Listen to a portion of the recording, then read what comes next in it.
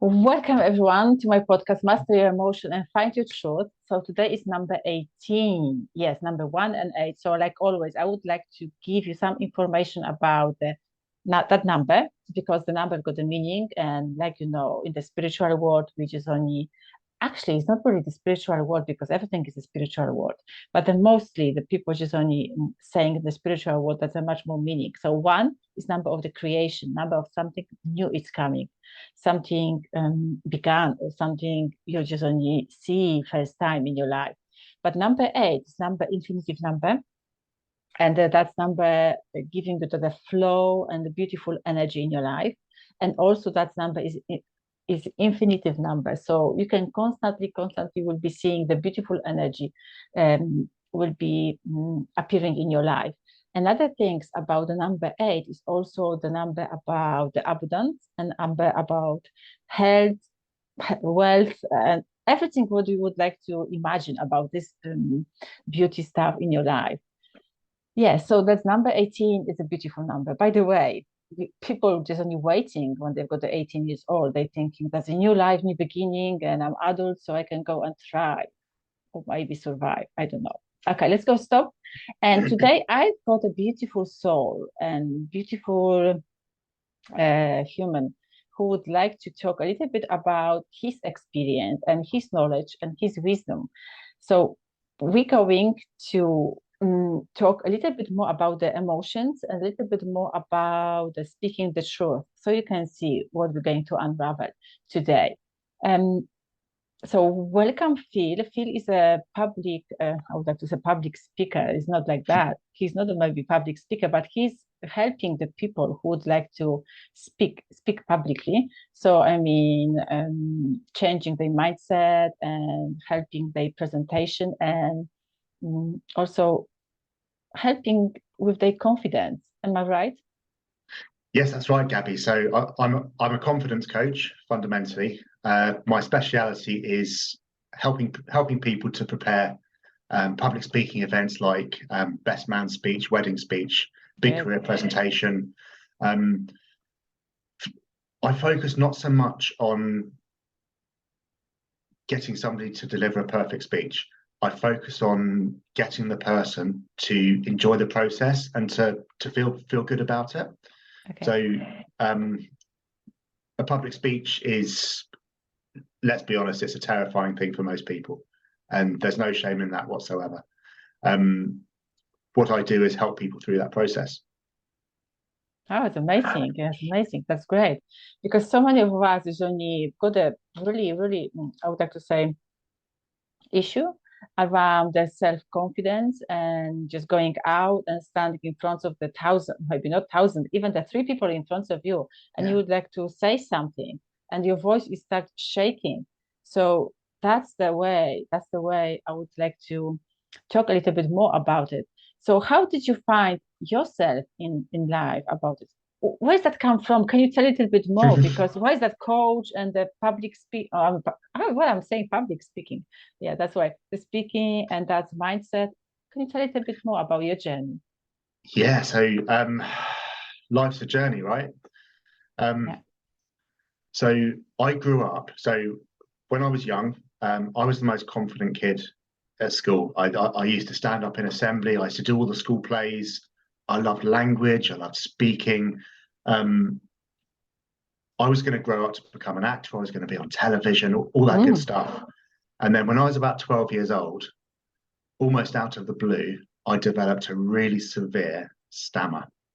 So it just came from nowhere. And all of a sudden I couldn't speak. And I had this absolute terror, an absolute sense of personal shame about my speech impediment. And of course that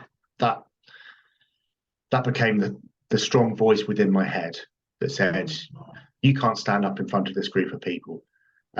You can't contribute in class. You can't do the school plays anymore. You can't socialize. You can't use the phone. You can't do these things that we take for granted in life. Yeah. And it wasn't until I was in my mid-30s that my best mate asked me to be best man at his wedding. And of course, I was honoured. And I was thinking, fantastic, we'll have a stag do, we'll have a party, champagne, disco, all that kind of stuff. And then I realized that I'd have to deliver a speech. And I thought, oh my God, I can't possibly do it. You know, I'll stammer. I won't be able to get through it. Yeah. And for the first time in good 20, 25 years, I decided, well, no, I've lived with this thing for a quarter of a century, for most of my life. And I decided to change my approach to life. So I decided to do something about it. And I enrolled on a very intensive 3-day speech therapy course, which taught me how to control my speech. But more importantly, it taught me that if I put my mind to something, if I imagine a new way of thinking and living my life, I can make some fundamental changes to everything in my life. And a big part of my recovery involved actually doing public speaking. So big presentations at work, so things that I would have shied away from in the past. I did the wedding speech, which I really enjoyed doing it. I prepared it, I practiced it, and people laughed in the right places, which is good. And I took it from there. I joined Toastmasters International, did a few public speaking competitions. Oh, wow. Yeah, and bit by bit, I realized that, okay, if I can do this, what else can I do? And my mindset changed from contracting my thinking and thinking, well, just sit in the shadows, don't do anything to challenge yourself, to quite the opposite. And I realized there's a whole world out there. There's no limit to human achievement beyond what you can imagine. And I soon realized that public speaking wasn't it. It was something that a lot of people struggled with. It's the biggest fear known to man. There's no two ways about that. People are terrified of public speaking. And Why are they terrified?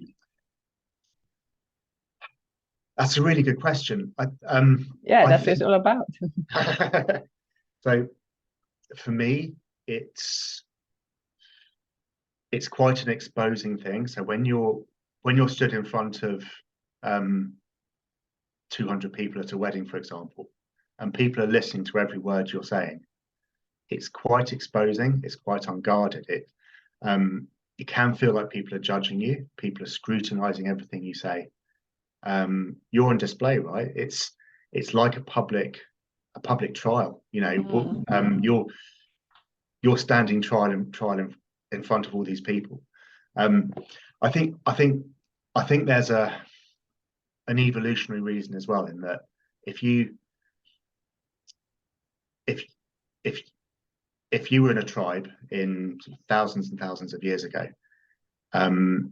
if you spoke up, you were putting yourself at risk. And you know, if we say something wrong in a wedding speech or a presentation at work, people might laugh. You laugh it off. There are no real consequences. Whereas if you're in a survival situation with your tribe, in a village in prehistory, if you say the wrong thing, it could mean death. It could mean expulsion from the tribe. It could mean real consequences. So I think it comes from a deep place within human history. That's a beautiful you said. Yeah, that's you remind me something, just going back to the past, going back to our ancestral lineage and just only find, because sometimes we couldn't find. So from my perspective and what I'm doing and how I'm just only helping the people, if we couldn't find something now in this life, so just somebody's coming here and just only saying, I'm very afraid to speak, or anything, because it's not only about the speaking, but also is a different emotions and different pattern in our lives repeating. So sometimes we have to go back. That's beautifully you said. Thank you so much. That's amazing. That's great. I love it, and the people will be loving too who are watching us, definitely, because they will be going to find that solution. They're going to be find that answer straight away because you just only touched. That's a beautiful part. Yeah. But And yeah, but I think there's another reason as well. So yes, please. when we talk about the ancient world, that's one thing, but we also live in the modern world, the world of today. And Yeah. if you think how much scrutiny, how much judgment there is in the modern world, you look at social media, people post on Facebook and Instagram the things that they want the world to see about them. Yeah. There's it lends itself to a fundamental fear of exposure, of people thinking badly of you. And we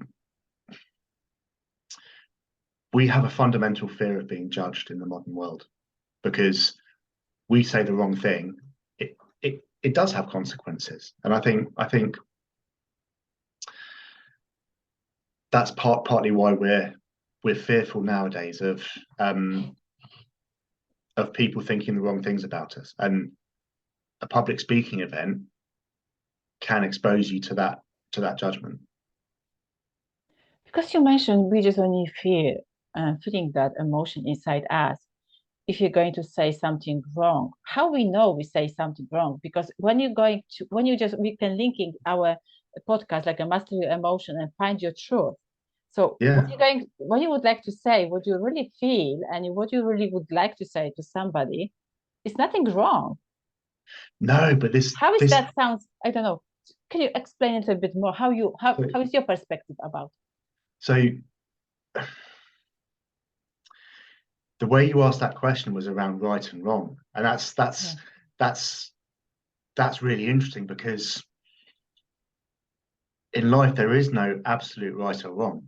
You know, again if you think about social media, we have an algorithm that will record whether you know what we think about politics. So are we left or right or somewhere in the middle? Are we do we like this person or do we hate this person?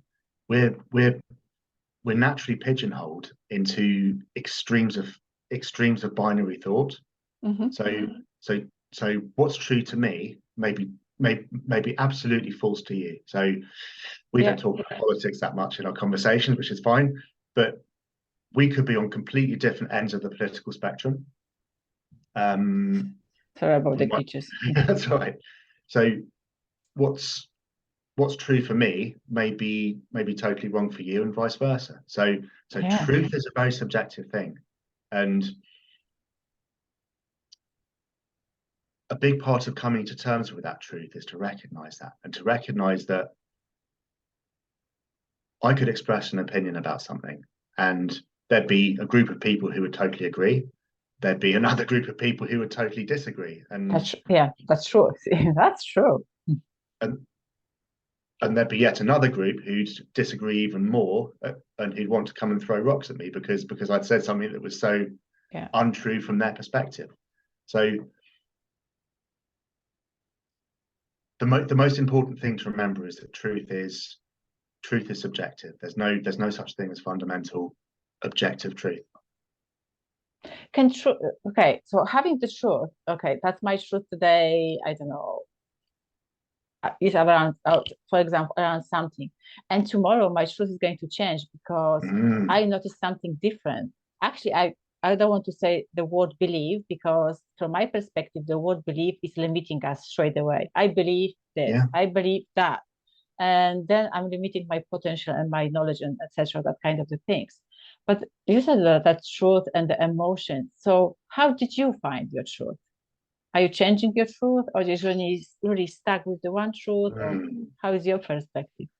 I'm not sure I found it yet. Okay. But that's okay. You see, truth. I mean, truth is quite fluid. You know, you just quite rightly said that you can change your perspective, you change your opinions, and that's fine. You know, I think it's a lot better to not be certain about everything. That, you know, what's true today won't be true tomorrow. And this, so coming back to my story, it's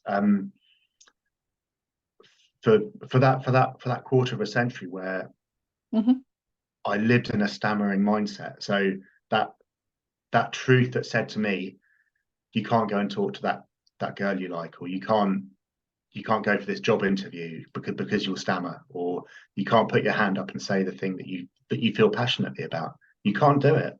That was my truth for 25 years. Yeah, but also, yeah, I mean, to look back, it's scary, it's shocking. It's like, yeah, I mean, it's, I get quite emotional when I think about it, because it was a prison of not being able to express my truth. Yeah, that's why we are, when we are just only experiencing something kind like you experience, or maybe a different situation in our life, we're just only putting ourselves in the cage, invisible cage. We're just only moving, of course, going to the kitchen, going to the bathroom, and going to the work, but we are just only living in the prison in our head, in our mind.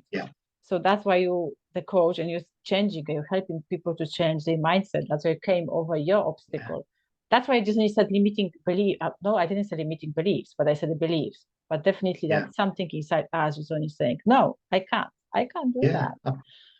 Absolutely. And this is why coaching is such a powerful tool, in that we help people to stop and challenge themselves around what they think and what they believe, because I know that everybody carries something. Everybody has something in their life experience that is painful or uncomfortable or holds them back.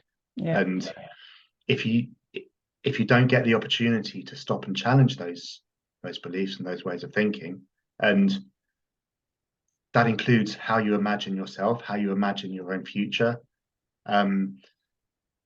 it can be a really powerful thing both ways. And it is exactly that, an invisible cage, but it's invisible to you, because you're in that place, and you're kind of comfortable in this place that you've made for yourself, and you can not only see a way out, but you can't necessarily see that you're in it in the first place. That's why coaching is such a wonderful, powerful tool. Or to add, just only opening your eyes and saying, look at around you, where are you, what kind of the potential you've got inside you, that kind of things. Wow, beautifully said. That's amazing. Another question coming is like around, if you would like to share, of course, with other souls, and probably they got the challenges in their life as well, and I would like to just only ask you if you can just only give them some, I don't know, tools, how come over something, the challenges time in their life. Would you like just only share something around your big challenge in your life? How did you come over that challenge? I had a lot of help. There was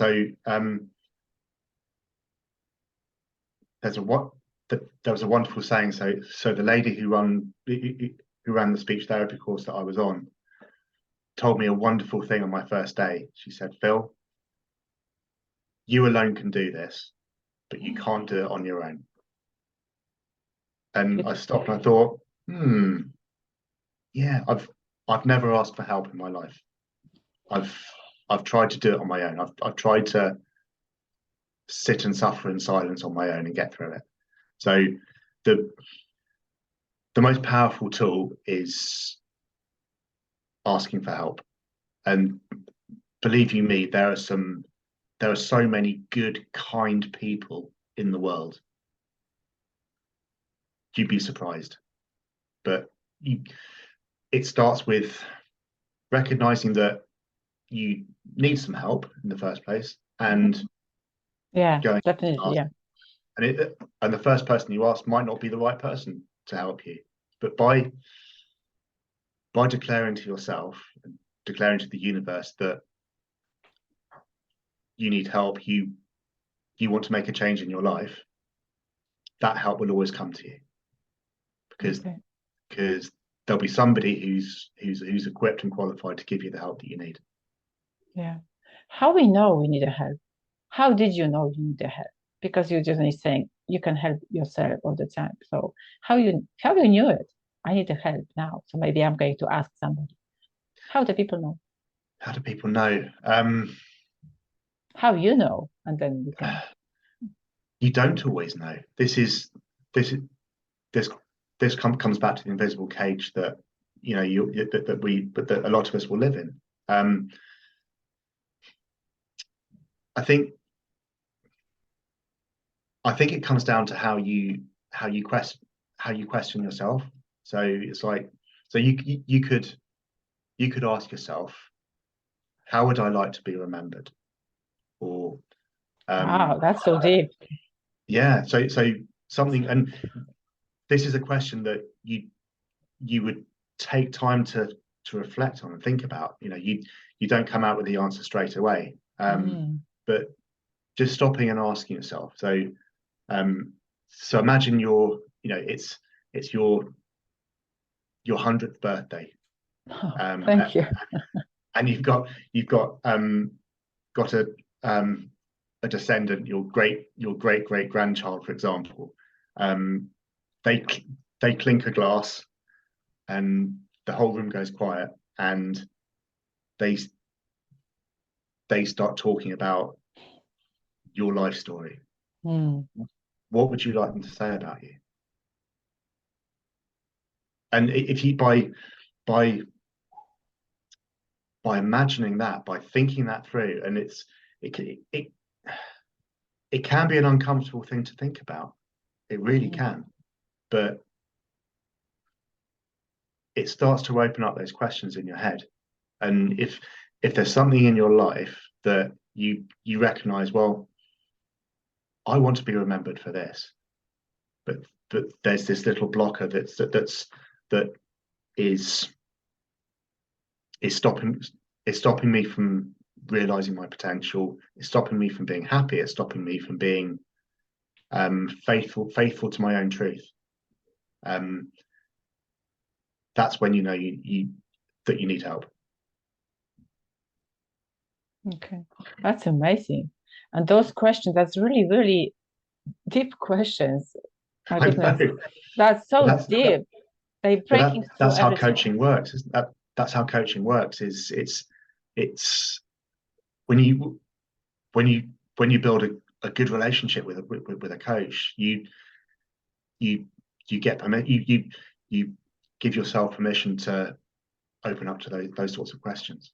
Yeah, that's those questions not only breaking your way of the thinking, but also is breaking your heart.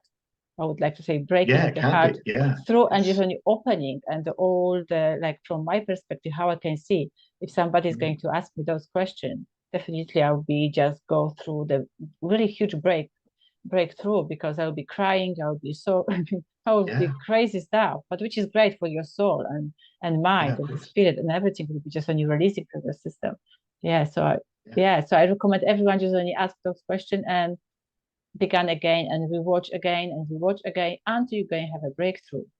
It's completely essential. Yeah. How did you manage your emotions through that challenging time and through that all? I was quite an angry person. I was, yeah. I mean, I'm not going to lie about it. I wasn't happy. Now we're speaking the truth. That's all about the truth. I had a lot of rogue energy. I had so I buried everything. I bottled it up and buried it deep, and that wasn't healthy. But yeah, I talked to the right people. I was able to to channel my anger into things like running, walking, developing myself. So trying to avoid like an angry outburst, but just just stopping and talking about what was making me angry. Emotion's a hard thing because it dictates everything in your life. If it dictates your passions, it dictates the things that block your success. It it can energize you, it can de-energize you. So yeah, I learned how to channel my emotions, and to recognize there's no such thing as a good emotion or a bad emotion. Emotions are there for a reason, right? You know, with human psychology, you things like happiness or sadness, anger, Yeah. grief, etc. You they exist for a reason. And it's for me, it was about giving myself permission to be an emotional human being, and realizing it's okay. It's okay to have these emotions because they've come from somewhere. They exist for a reason. So how? Sorry. Well, go on. Oh, I would like to just interrupt you because you just understood beautifully about the emotions coming from somewhere. So how did you know where they come from? If the people just only watching us, they would like to know much more information, much more wisdom, much more experience. So is anything you know about it, where they're coming from? So for me, it was about frustration. It was about having been held back for 25 years. It was that regret, the anger, Okay. it was quite negative.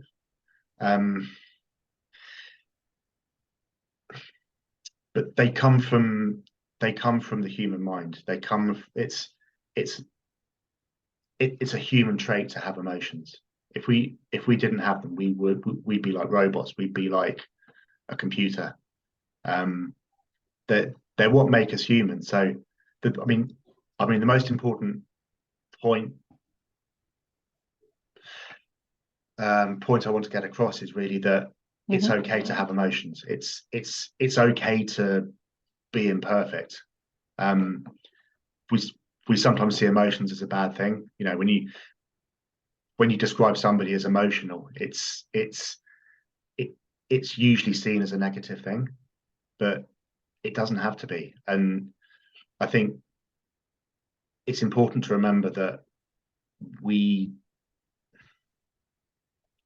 those emotions serve a purpose. They're a part of our physical, mental, human existence, and we have to respect them. Yeah, definitely. So how? Yeah, that's right. Yeah, they're coming from somewhere. So from my perspective, they're coming from the childhood. So everything is begun over there, and also like you just on your beauty, you said around the tribe as well. So that tribe also is giving us our emotion. But anyway, that would be a deeper conversation. We can go dive in maybe next time. But how the emotion? Oh, no, come back again. I can give an example. If I'm angry, are you going to be affected by my anger, or you will be happy? So is my emotion affecting you, or are my emotion affecting others? How we can just come over that situation in our lives? Because be honest, we are living on a daily basis and we are interacting with the human the people. So we would like to have that flow. Yeah, of course. I mean, everything that we do, that we present to the world, will affect that world around us. So any emotion that you have, whether you try and hide it or not, will at some level affect the people around you. Yeah. It probably affects you more than everyone else, though, because you're the one carrying that emotion, and you're responsible for it. Yeah. But yeah, I think one strategy would be to conceal it, to try and hide it, and pretend that emotion doesn't exist. So if you're angry or you're upset about something, the temptation might be to carry on with your life and not let other people see that you're upset. Perhaps it might be seen as a weakness. Perhaps it might be seen as a social faux pas. By being angry or upset, you might feel that somebody else might get angry or upset on your behalf. But the alternative would be that you express that emotion, but you express it in the right way.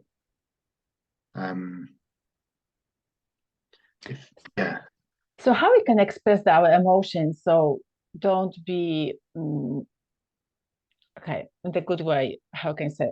How we can express our emotions so no one will be involved in that emotion, no one will be hurt, no one will be crying about something because we are just only angry, and so we don't want to pass on it, so pass them that anger issues. How we can release that emotions? What helped you?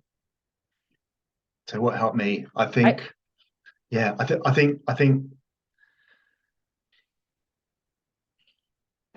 one thing that really helped me was actually verbalizing the words "I'm angry" or "I'm upset." Okay. So you can do that in the privacy of your own home. You can look in the mirror and say to yourself, "I'm angry" or "I'm upset." Oh yeah. I'm upset because, and by putting it into words, it can help you to work through that emotion. It's quite a difficult thing because at some level, if you've gone through some sort of trauma, for example, whether it's childhood trauma, whether it's a painful divorce, whether it's some kind of attack, whether it's chronic trauma that you've gone through a really difficult time in your life, that might be best confronted using something like counseling or psychotherapy, or that, an intervention that's perhaps perfectly geared up to helping somebody with that kind of emotional issue. But you can, I think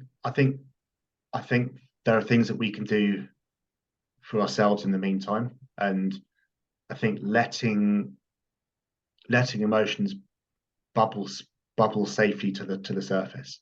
So if you're angry, if you're stressed,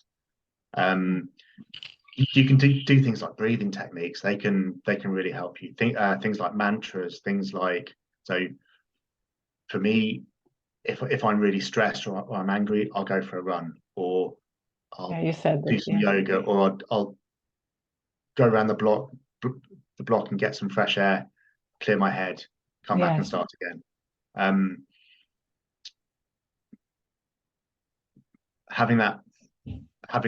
Having that healthy relationship with your emotions is really important. But importantly, we no matter how angry or emotional we are, we're always responsible for our emotions. We're not always responsible for the things that have created those emotions. So things like trauma, for example, we're not responsible for bad things happening to us. But we are responsible for what we do with the emotions that we have. How we respond. That's definitely true, because sometimes people blaming, judging others, so what happened for them, and we've got it in our power, in our hands. Is only, okay, I'm angry, okay, like Gisoni said, stand in front of the mirror and say, okay, I'm angry, so admit it in front of yourself. But it's very challenging, Gisoni saying, yes, I'm angry. How is that calm? That's definitely a different kind of the emotions. Wow. So from my point of view as well, if you accept where are you, who are you, and what kind of the emotions around you and inside you, you'll be good. You'll be finding your truth as well about yourself, how you looks like. But definitely. But you said that you're still looking your truth. So if you would, okay, you're still looking your truth, but can you say a little bit more? How is that looks like that truth you are looking for? I don't know because I haven't found it yet. I know, but do you have any image? Do you have any idea? What is the No, truth? Okay, so no, another I question. don't. But so, but this is this is why that this is why you you don't know your truth until you find it. So Okay. that's what makes it truth. Because if you if we were born and we knew everything, we had truth, we were comfortable with ourselves. What Beautiful. what would be the point of experiencing Yeah. life as we know it? You know, you you find little little pieces of a jigsaw as you go through your life, and you build Yeah. out the picture as you go. It's not necessarily one moment when you're Yeah. X years old that you suddenly discover the truth, and that's fixed for the rest of your life. Yeah. It's more cumulative. Yeah, you you see the world through the lens of your life experience at that point, the paradigm. So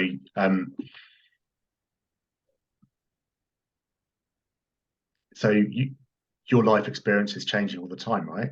You know what? So your life experience now will be slightly different from how it was this morning when you woke up. Yeah, definitely. It'll be different from how it was a week ago, a year ago, 10 years ago. So recognizing that our life experience is always going to progress. It's all you're going to learn a little bit more each day, and then truth truth is a byproduct of those little steps every day, and That's it's moving all the time. It's like trying to chase the pot of gold at the end of the rainbow. mm, You're you're right. always running after it, and it's always moving away from you.